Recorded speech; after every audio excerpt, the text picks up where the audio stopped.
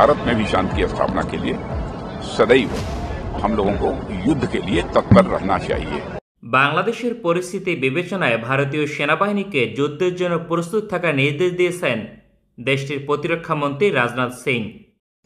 ভারতের seven sister যদি স্বাধীনতার জন্য মরিয়া হয়ে ওঠে এবং শিলিগুড়ি করিডোর যদি বন্ধ হয়ে যায়, তাহলে ভারত বাংলাদেশের যে সকল অংশ দখল করার জন্য চেষ্টা করবে এবং বাংলাদেশের বিরুদ্ধে যুদ্ধ করবে, তা ভারতের মিডিয়া ছবি এঁকে দেখাচ্ছে, তা আপনারা নিশ্চয়কে দেখুন।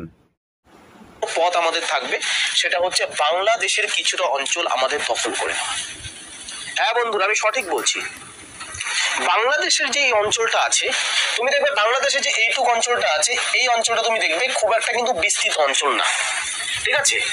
এই অঞ্চলটা যে আছে খুব একটু বিস্তৃত অঞ্চল না। এই অঞ্চলটা যদি ভারত কোনোভাবে যদি নিয়ে নিতে পারে, যে বাংলাদেশ চিৎকার করে বেলা হচ্ছে আমাদের সেভেন সিস্টার নিয়ে নেবে, নাকি সেভেন সিস্টার নিয়ে নেবে, হাউ ডেয়ার ইউ, তোমাদের অকাত কি আছে? কিন্তু আমাদের সেই সাহস আছে, আমাদের সেই শক্তি আসে। তো ভারত সরকার এখন বিবেচনা করা উচিত এই চিকেন নেকের একটা পার্মানেন্ট সলিউশন করতে। পার্মানেন্ট সলিউশনের ক্ষেত্রে সলিউশন 1, চিকেন নেক যেটা আছে, চিকেন নেকটাকেই বড় করে দাও। চিকেন নেকটা যদি বড় করে দেয়, তাহলে ভারত এই পথ দিয়ে ডাইরেক্টলি নর্থ ইস্টে ঢুকতে পারবে, যেটার জন্য আমাদের টাইমটাও অনেকটা বেঁচে যাবে, টাইমটাও সেভ হবে এবং আমাদের সিকিউরিটি একটা থাকবে, পার্মানেন্ট সিকিউরিটি চলে আসবে। অন্যদিকে বন্ধুরা, আরেকটা বিষয় যেটা আছে, আমি যেটা বললাম তোমাদের, বাংলাদেশে আরেকটা যাওয়ার রাস্তা হচ্ছে আমাদের চট্টগ্রাম পোর্ট যেটা আছে, চট্টগ্রাম পোর্ট। এবং চট্টগ্রামে যে পপুলেশন আছে, এখানে বন্ধুরা 50% হিন্দু পপুলেশন রয়েছে। এই চট্টগ্রাম যে আছে, চট্টগ্রাম, এখানে চট্টগ্রামেরও বলতে পারো বাংলাদেশের একটা চিকেন নেক আছে। বাংলাদেশ যে বলে ভারতের চিকেন নেক, ভারতের চিকেন নেক বাংলাদেশের হাতে আছে, চিকেনের গলা। তো বাংলাদেশিদের বলতে চাই, ভাই তোমাদের যে চিকেন নেক আছে, ওটাও আমাদের হাতের মধ্যে রয়েছে। ভারতের মিডিয়া ভাই ও ভারতবাসী আগুন নিয়ে খেলবে না। বাংলাদেশের এই অঞ্চলটি কিন্তু আগুনে হাত দিলে হাত পুড়বেই। পঞ্চগড়, ঠাকুরগাঁও, নীলফামারী, লালমনিরহাট, দিনাজপুর, রংপুর, কুড়িগ্রাম, এটা বাংলাদেশের মাথা, বাংলাদেশের হেড কখনো বাংলাদেশ নষ্ট হতে দেবে না। তাই বাংলাদেশের হেড দখল করতে এসে আপনারা ফিরে যেতে পারবেন না। তাই মিথ্যা উস্কানিমূলক কথা বলে বিভ্রান্তি সৃষ্টি করার চেষ্টা করবেন না। আপনারা যদি বাপের বেটা হয়ে থাকেন, তাহলে চীনের সাথে যুদ্ধ করুন। চীন তো আপনাদের এলাকা দখল করে নিয়েছে, সেখানে যান।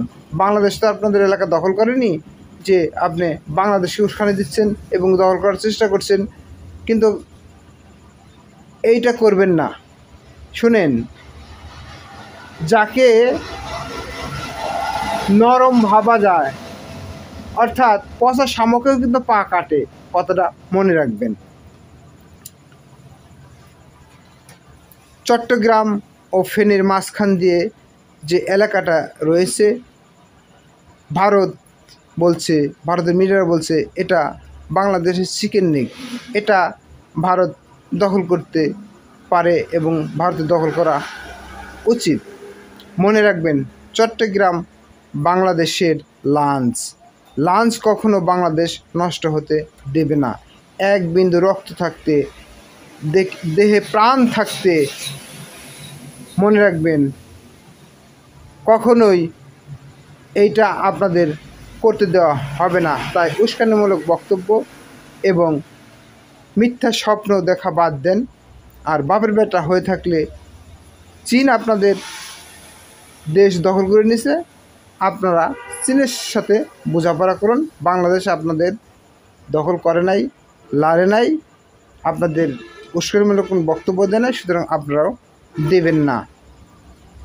ভারত ও ভারতের মিডিয়া ভাইদের আমি বলতে চাই, জেনে রাখবেন, বলা যত সহজ, করা তত কঠিন।